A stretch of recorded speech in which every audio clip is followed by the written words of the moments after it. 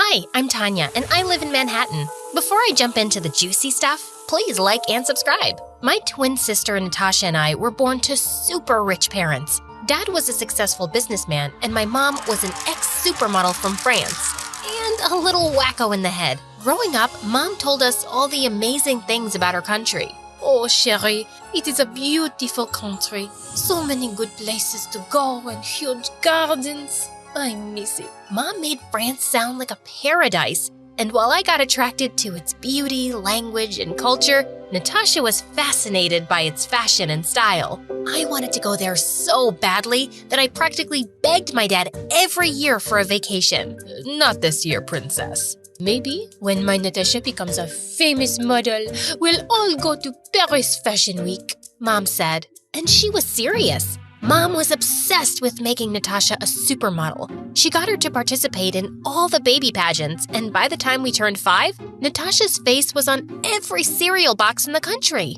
She was famous and evil. At school, she walked around like she owned the place, and at home, she was horrible to all the people who worked for us. She flaunted the fact that she was half French, and the worst was when she spoke in her terrible French accent. One time, Natasha caught our maid's son plucking flowers from our garden, and she went crazy. How dare you? That is my favorite flower. Didn't your mother tell you it is illegal to pluck flowers from my garden? A stupid. The boy looked confused as hell. What? You're fired, you moron. The poor boy was horrified, and the next day he left with his mother. He was just a kid. Why do you have to be so rude all the time? Why do you have to be so rude? Because I can and because he deserved it. Who knows what else he might have stolen? Don't be such a wuss now. Dad tried his best to be there for me, but he was hardly ever around. He was always flying on business trips and bought us the most expensive gifts. When everyone was asleep, he would secretly slip in an extra gift just for me. This is the author's copy of your favorite book. Enjoy! Thanks, Dad. I love you. Eventually, I got tired of gifts and realized that this was his way of making up for his absence. Years flew by and finally, we turned 16. Mom and Dad went out and planned the most amazing Sweet 16 party for us. That day at school, I couldn't wait to go home. Dad promised to buy me the latest iPad and I was over the moon. But as always, he got busy and I was stuck with the devil duo. While Mom made Natasha try 1,000 dresses, I just sat in the corner with a book and waited for this misery to end. Oh my God, you're such a buzzkill. Can't you behave like a normal teenager for once? You mean normal like you are? No thank you. It was the best party ever. And when everyone left, Dad introduced us to some of his old friends who ran a successful modeling agency in LA. He had trained some of the most famous supermodels in the world. He came with his son Ryan, who was drop-dead gorgeous, and the most attractive guy I'd ever seen. He had big blue eyes and the body of a demigod. And don't even get me started on the hair. Girls, Ryan will be joining your school from tomorrow, so make sure you show him around. Oh, I could do that, Daddy. No problem. Natasha beamed like she would take a bullet for Ryan. This was the first time she moved her butt to help anyone but herself, so I was genuinely confused. It was only later when I heard her talk to Mom that I understood why she was so excited to help Ryan. He's a dumb boy, but his father can help you get to the top, baby. Make sure he falls for you, mon amour. The next day, the entire school was drooling over Ryan's looks. As if Natasha wasn't high-headed enough, now her popularity went shooting off the roof with Ryan as her arm candy. And Ryan followed her like a lost puppy all the time. Ryan, honey, please get me my salad. Don't forget the toppings. No fat though. I can't lose my precious figure. Coming right up, princess. He went rushing to give Natasha a fat-loaded burger with a milkshake. No wonder he got it wrong with her pulling off that incredible accent. And that's when I knew that whatever little crush I had on him was long gone, and he was all charm and no brains. The next few days were a blur. Our school musical was coming up and I was the lead writer, so I was drowning in work from head to toe. During the final week of our rehearsals, the drama teacher came running to me.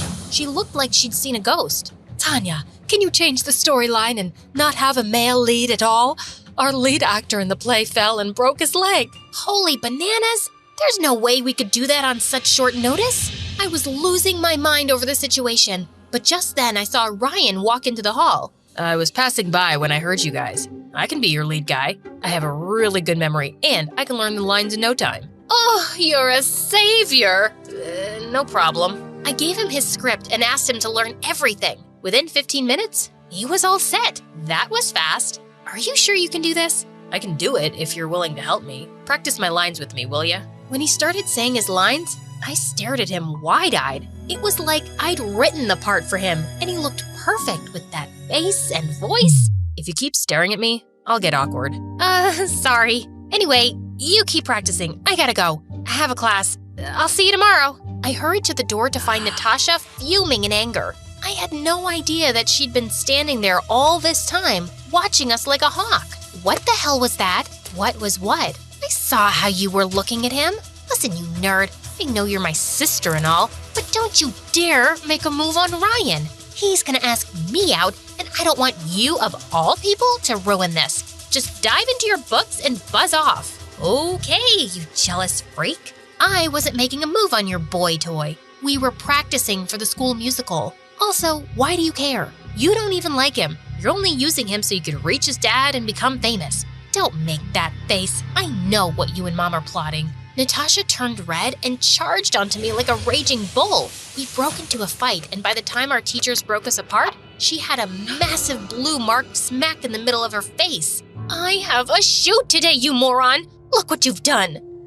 Get over it. You're great at hiding things, aren't you? Use some makeup and stay away from me. During rehearsals the next day, Ryan told us that he was having a huge party at his house. It was his birthday and the whole school was invited. I just have to look my best. I want all eyes on me, especially Ryan's. Natasha said, jumping around like a frog, trying out dresses like a maniac. Wow, real mature. Just as I was about to leave the room to get away from her awful voice, she jumped on my head and said, "Why are you running off so soon? Listen, not that I care, but if you do manage to get your boring butt to the party, you will stay away from Ryan. You get me?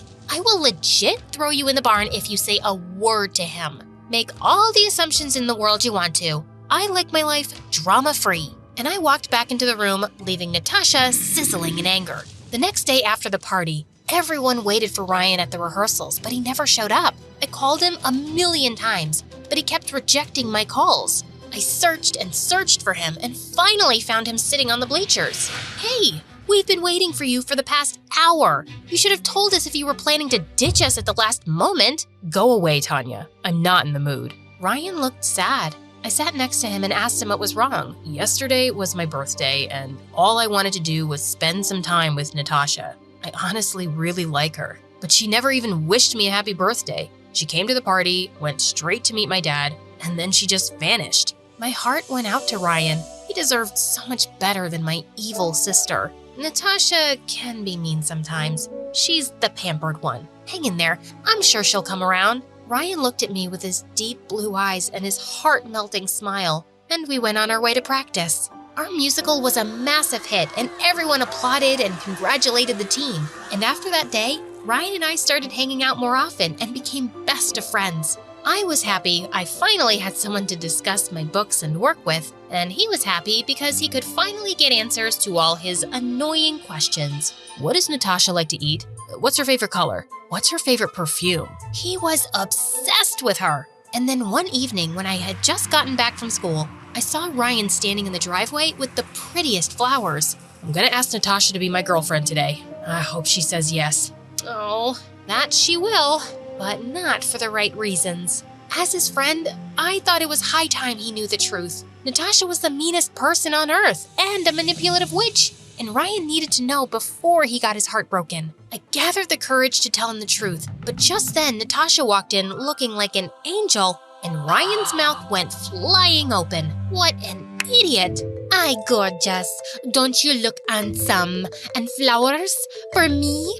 Oh, sweet, you're the best, Ryan." With that, they drove off in Ryan's supercar. They deserved each other. The fake beauty with no brains. After about an hour, as I was about to jump into my bed, I got a frantic call from Mom. "It's your sister. Hurry, come to the hospital." Mom told me that Ryan's car had a terrible accident on their way to the movies, and Natasha had been seriously injured. I rushed to the emergency room, panting and falling, to find her sitting with my parents watching an MSA video. What on earth happened? I was terrified. She doesn't look hurt at all. Oh, but I am. See? I scratched my perfect skin. It'll take days for me to heal from this. Do you know how much makeup will go into hiding this? Also, I scratched my ankle, but I'll just wear new boots, so it's okay. What in the name of Jesus was wrong with this family? Tanya, you should be happy your sister's fine. Ryan's the one who needs help. He slipped into a coma. We've been trying to reach his dad, but he's traveling. And you're telling me this now? I ran to his room and saw his perfect face, scarred with 1,000 scratches. God, it broke my heart to see my best friend in that state. With Ryan in the hospital, Natasha went around flirting with every guy at school. And while I visited the hospital every day, she only came when Ryan's dad was around. One day, just after his dad left, she got up and said, "What an absolute waste of time. My skin is so stressed with all this drama, and look at my hair. I need to hit the salon so badly. Someone needs to kick that French butt of yours. This guy loves you like a maniac, and all you do is ignore him or use him for his connections. You're such a jerk." Oh, save it, dear sis. I did what I had to become successful, and I regret nothing. I know you like him. Keep him for all I care. He's no use to me lying in that bed, and his dad just doesn't seem to be taking the hint. I'm too good for him anyway, and my perfect body isn't meant to be someone's nanny. With that, she simply turned around and walked off. Unbelievable! Ryan woke up the next day, and the doctors told us that his injury would take months to heal. His father took him to one of the best hospitals in the States, and they left. I had no way to keep in touch with him now, and that made me super anxious. But just then, the biggest opportunity knocked at my door. We were having a writing competition at school, and the winner was going to take home a $1,000 cash prize and a scholarship to a playwriting school in France. This was a dream come true, and I knew I had to be the best. No excuses. I decided to leave everything aside and give it my all, and when the results were announced, I'd won! On the last day of school, as I was clearing my locker, I turned around to see Ryan walking toward me with a big smile. I was so happy to see my friend. I hugged him tight and said, "I'm so glad you're okay." Just then, Natasha screamed from the other corner and came rushing towards Ryan. Oh, mon amour, I missed you so much. I was so worried. Drop the act, Natasha. And while you're at it, drop that accent too. I'm not gonna fall for your tricks now. I know you used me. That day at the hospital while you argued with Tanya, I was awake and I heard everything. You can kiss your dreams of working with my dad goodbye. Whatever. I was just stressed. That doesn't mean I didn't like you. But Ryan didn't hear a word. Instead, he turned toward me and said, It's been you all along, Tanya. I should have seen it right away, but it took me a while. Please tell me it's not too late. I took his hands in mine and said, "Oh, Ryan, I liked you, but you loved Natasha. You only want me now because she treated you like trash. I'm leaving for France tomorrow, but when I'm back, maybe we can go for dinner and talk." Ryan looked at me with love and warmth in his eyes. I know how you've always wanted to go there. I'm happy for you, and I'll wait for you, Tanya. I hugged Ryan and planted a sweet kiss on his cheek before leaving to follow my dreams and take on new adventures in life. Everything else can wait.